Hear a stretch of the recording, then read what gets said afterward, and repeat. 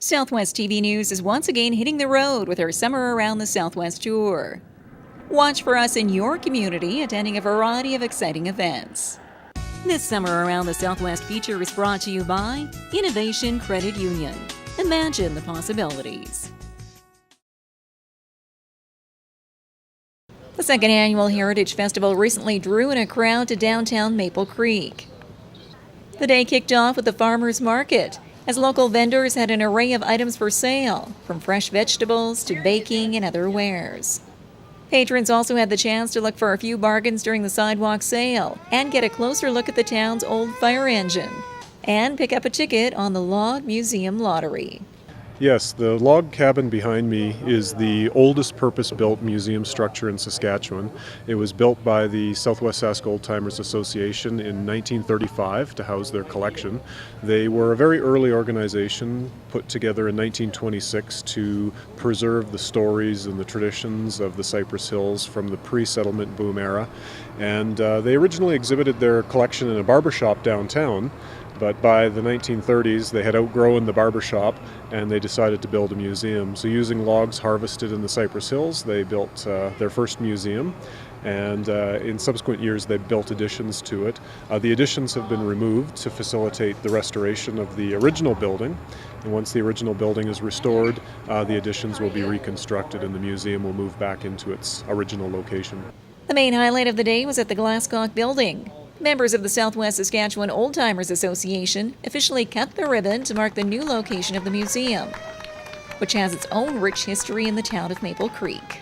It was originally a Chevrolet dealership. It's actually operated for just about 100 years, from 1909 until 2008, and it was turned over to the museum. And we've been rehabilitating it to be the temporary home for the Southwest Sask Old Timers Museum. Also in the spotlight was the unveiling of the Nickondeet Regalia project.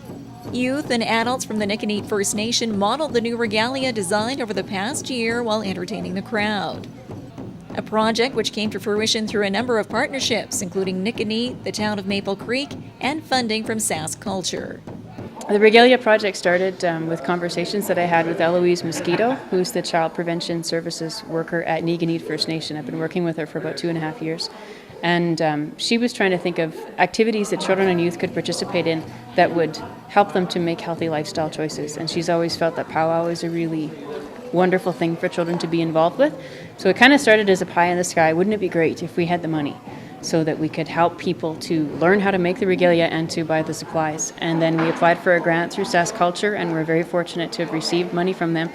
The project has been going since last September, where the ladies have been meeting about twice a week to make regalia for their children and their grandchildren. A successful endeavor which will continue in the coming months to design additional regalia and engage the youth in other aspects of their culture.